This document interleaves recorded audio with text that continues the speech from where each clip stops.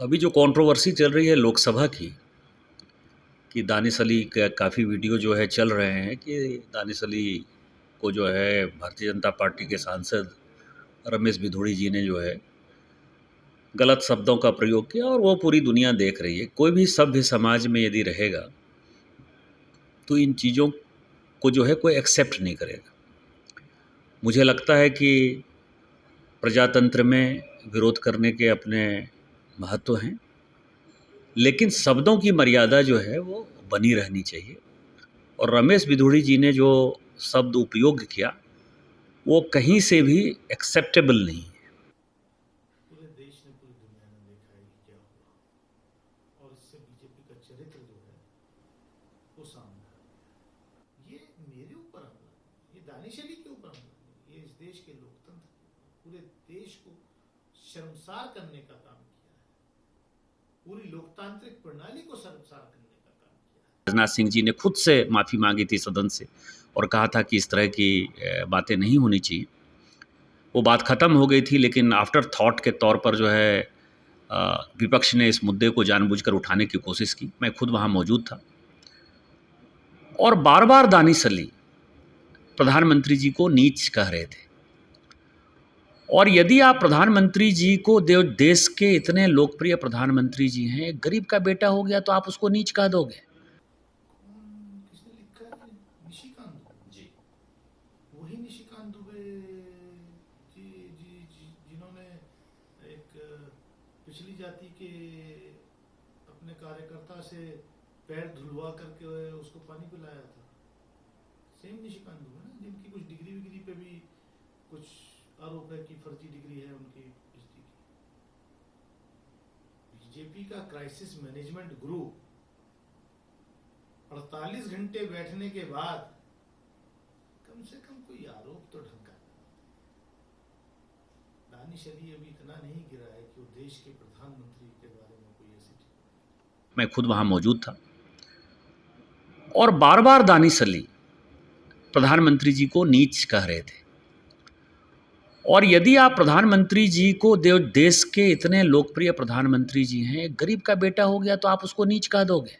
आप अपने नाम के पीछे यदि कुंवर दानिश अली लगाते हो, कुंवर का मतलब यदि राजा यदि आप हो गए तो आप अपने आप को किसी को भी जो है कीड़े-मकोड़े समझोगे। और स्वाभाविक है कि हम भारतीय जनता पार्टी के लोग मोदी जी के कारण ही जीत कर आते हैं। मोदी जी हमारे नेता हैं, तो हम जो है जीत कर आते हैं। जनता वोट मोदी जी को देती है। और कोई स्पीकर यदि बोल रहा है, उसको बार-बार प्रोवोक कर रहे हो, रमेश भिधोड़ी जी को प्रोवोक किया और उसमें भी आप प्रधानमंत्री जी को इस तरह से डेरोगेटरी रिमार्क्स के साथ प्रोवोक करोगे, तो स्वाभाविक है कि वो प्रतिक्रिया हो। नया पार्लियामेंट, नई लोकसभा का परिसर जो है वो इतना शानदार है कि हम यहाँ बैठते हैं और दूसरा जो है सामने वाला जहाँ मैं बैठा था और जहाँ से रमेश भिधोड़ी जी बोल रहे थे उसमें इतना फर्क था कि बगैर माइक के आवाज आ ही नहीं सकती कि जो मेरे कुछ कहने से ये आरोप निराधार और मैं इनको कोई सीरियस नहीं लेता, क्योंकि बीजेपी आरएसएस में तो ट्रेनिंग ही ये दी जाती है कि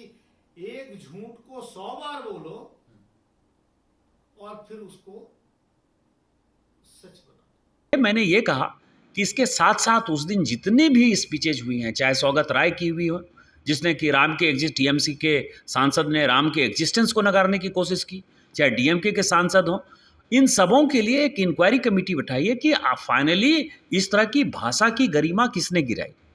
अभी मैंने ट्वीट देखा कि दानिश अली ये कह रहा है कि हमने कहा कि प्रधानमंत्री जी के बारे में भिधोड़ी ऐसा क्यों बात बोल रहा है, उसको एक्सपंज करना चाहिए। तो मैं जो बातें कह रहा था, उस बात को दानिश अली ने एक्सेप्ट कर लिया कि प्रधानमंत्री जी को उसने नीच कहा। कि बीजेपी क्या कार्रवाई करती है, सरकार क्या कार्रवाई करती है, क्योंकि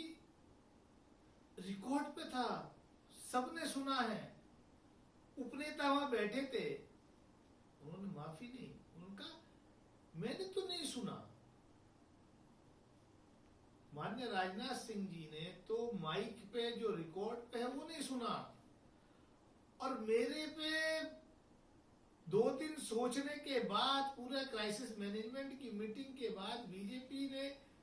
जो सुबह की ड्यूटी पे रहते हैं निशिकांत दुबे जी,